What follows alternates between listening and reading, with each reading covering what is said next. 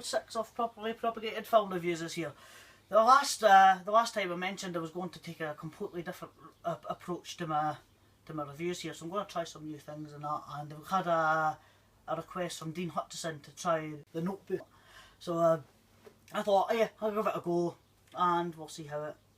Every critic has to kind of do reviews and that again about films that they're not fond of, so I thought I'll give it a go. Out their comfort zone. Yeah, out of their comfort zone. So this is way out my comfort zone. It's a romantic film, so I thought, yeah, I'll give it a go. I'm up for anything. So here I am. It stars Gia Rowlands, who was famous in the 60s and 70s and that for doing TV episodes, in Alfred Hitchcock Presents and the odd episode of Columbo and things like that, and James Gardner, who's famous for Rockford Files and The Great Escape. They're in a nursing home. She's got dementia or Alzheimer's and losing her memory, and he goes to visit her to read her parts of a notebook, hence the title of the film. And it goes back to as he starts reading it, goes back to the 40s, and it stars it's about a young man called Noah, who's he's at a carnival with his best friend, and Noah's played by Ryan Gosling, and he notices this woman on the dodgems, or bumper cars to Americans, and he instantly falls in love with her, the whole love at first sight thing.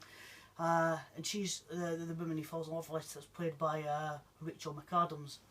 And as they're going on the big wheel, she gets on the big wheel with her date.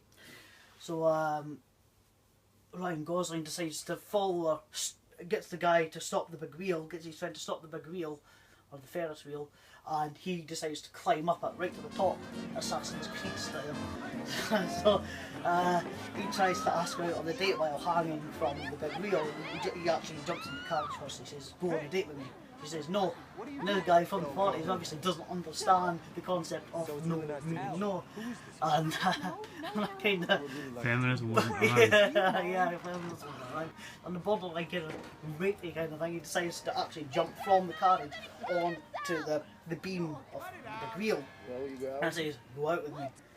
And when I watched this, like, you know what a dickhead thing to do? What a fucking asshole, you know? Fucking arsehole thing to do. He's climbing on and he says, "I'll let go if you don't go out with me." He's just like, yeah, whatever. And then he decides to hang on with one hand. And she goes, yeah, fair enough, I'll go out with you. Says, "Do you mean it?" And so she decides to go on a date with him against her will, which is, kind of revenge the way he was hanging there. She decides to take his trousers down, which that's quite funny. So he pesters her to go out on a date, and they actually do end up liking each other. And they're from completely different backgrounds. He's pretty poor. He's from the kind of countryside, and he lives in this little house with his dad. And yeah, she meets his dad, and get on really well. But he goes to visit her parents and things don't go as smoothly. She's from a very rich family and they look down on him. When he found out he works at like a building site for like 40 cents an hour, which even back then I think was really bad. I don't really know American. I don't know the rate of American money. Anyway, they kind of look down on him like he's pretty much dirt where he's working, in this construction site. And it gets so bad that when they decide they go to this, is it a barn? I don't know if it's a barn. It looked like a barn to me. And she plays the piano and they have sex for the first time. Her parents decide to put out almost a search party. So where is she? She's past her curfew. I was like, they're kind of old enough to make their own decisions. But no, the mum goes ape shit and kind of tries to separate them. So they decide to break up for the first time, and after years of writing, a year, 365 letters he writes to her with no response, he decides to go off to the war, the Second World War. And this part of the war, you just see it for literally a minute. You see a couple of explosions, and then all of a sudden they get rid of the best friend. the best friend that pulled that stopped the big wheel. I was like, you see the best friend or whatever. It's like all of a sudden it's like he dies. It's like they don't give any build up on that. He's like, we don't know this character anymore. Right out of the script. Or maybe they didn't have enough money to pay the guy. He's like, yeah, let's get rid of him. So yeah, he's just, although they're not even like, no! It's just like, yeah, fuck this guy, he's dead. So after a year writing letters and being in the war, she decides to meet, she meets someone else. While he was away at war, she meets someone else, played by James Marsden, who I know from the X-Men films as Cyclops. He was also in that film Sex Reviver. He's pretty funny. He's pretty funny in that film. And she kind of gets with him pretty quickly, but at least the parents approve. The parents approve this time, and they end up getting engaged. And by this time, he's back. Ryan Gosling's back from the war, and he sees her with James Marsden, and he gets all kind of jealous. So by this time, Ryan Gosling's father dies, and I was just kind of sad. I liked that character. He was really good. You don't see much of him, but he was a good character. I quite liked him. So he dies, and so he decides to build his little house up into, like, from the little shack it was, this little kind of wooden house thing. He decides to build it right up into this big, well, a more beautiful house, a white house, a big white with a balcony and everything like that. And when she finds out, when she's trying on her wedding dress, ready to get engaged to James Marsden, she finds an article in the newspaper saying that Ryan Gosling's still alive. So she decides to say, oh, do you know what? Fuck the guy and marry him. Not literally. Tell him I'm going back to Ryan Gosling. I was like, do you know what? Make up your mind. You know, there's stuff I'm kind of slutty, especially in the, I suppose that was kind of frowned upon back in the 40s as well. So she goes back to him, or at least tries to, and they kind of go back and forth. They go on this big boat ride. This is the boat scene. They go on this big boat ride. He's rowing the boat full of ducks and swans, which I don't care. You know, that's terrifying to me. But they said we're having a really romantic time. They're rowing the boat, and there's no music or anything. They're just rowing the boat. And suddenly, the heavens open, pisses down with rain, like pretty much like we had the other day. Pisses down with rain. It's like torrential, and suddenly the romantic music comes. And I was like, well, the romantic really happening. I was like, if any of them would play the romantic music when they're feeding the birds and they're on the boat, suddenly the romantic music comes on and the rain comes on. I was like, that makes no sense. So they get to the shore and they fight. He says, how come you never wrote to me? He says, I wrote to you every day for a year. And then they have the big kiss and all the rest of it, and she finds out that her mother hid the letters from her, which we already know because we see her doing it, but she doesn't know. She's just found out that he's hidden the letters. So they kind of get back together, and the mother still disapproves. She's like, oh no, you shan't be together. But then she's got a reason for it. She takes her daughter back to the building site where Ryan Gosling works, and says that she had the same thing happen. She went out with a man that was from a poor background and it ended in tears, and that she decided to go with the dad, the current husband, instead. So it cuts back and forth between the 40s and the present day, well, 2004 when the film was made, and it goes back to them when they're older, and she doesn't, as an older woman, it's because she's got dementia, he's reading from this notebook, which happens to be their story. It turns out he's telling their story, and he's trying to make the connection again, but she doesn't understand it. She can't even remember her kids or her grandkids. Which is, do you know what? That's really, really well done. My favourite parts of this film were with the older couple, with them as an older couple, and him trying to get her back and trying to get her to remember.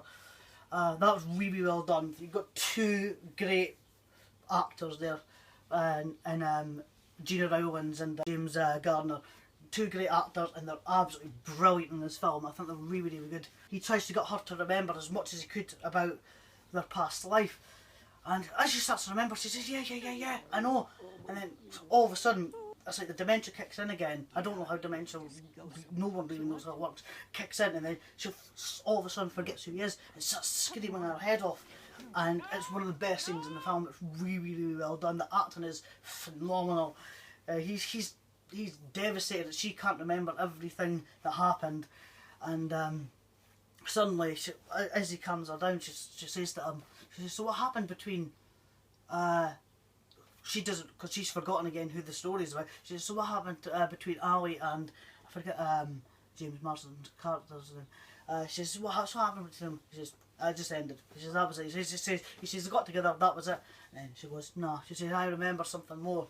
And then she ends up remembering that she actually left for Ryan Gosling, Noah, and so as they get together, as it goes back into the present, you find out that it was actually him. It was actually her that wrote the notebook. All the time you think, oh yeah, he wrote the notebook. Spoiled, by the way, that she wrote the notebook. And that's really, really well done. As he's trying everything, he has like a heart attack in old folks' home. He has a heart attack and he thinks he's never going to see her again, or he's never going to get to her again. So the nurse lets him off. She says, "Do you know what? Just go pop in and see her. I'll make a coffee." She says, "Do you know what? Just pop in and see her." So as they remember, for pretty much the very last time, he gets her to remember everything that happened. And when the nurse walks through, and at the end, they both died in their sleep. And that's really well done. It's a brilliant ending to a film that's got its ups and downs. I've enjoyed it much more than I've ever thought I would. It's enjoyable. Would I watch it again? Maybe. Maybe. I'd watch it again for the acting. The acting is really good, especially by James Garner and Gina Rowlands, who is the mother of the director Nick Cassavetes. She was married to John Cassavetes, who was in Rosemary's Baby and Columbo, and he's directed loads of films before he died. Obviously before he died, he can't direct them after he died. It wasn't overly schmaltzy either. You know, it wasn't too saccharine. I really liked that about it. And also, James Marsden's character, although she's the guy who kind of doesn't cheat on him, he was actually really likeable. He's a really likeable character. And when she goes off, it's like, oh, shame on the guy, he's done nothing wrong. The camera's shaking because I'm hungover. The camera's shaking because he's hungover. So I apologise for the shaky camera. It's this arsehole's fault. The Parkinson's is kicking in. Oh. Bad one. Yeah, another thing is the mum. Her mum in it, Joan Allen, who was in Face Off and that, she's brilliant. She's gives you somebody that's you really hate. You really don't like this woman. She's pretty nasty in it.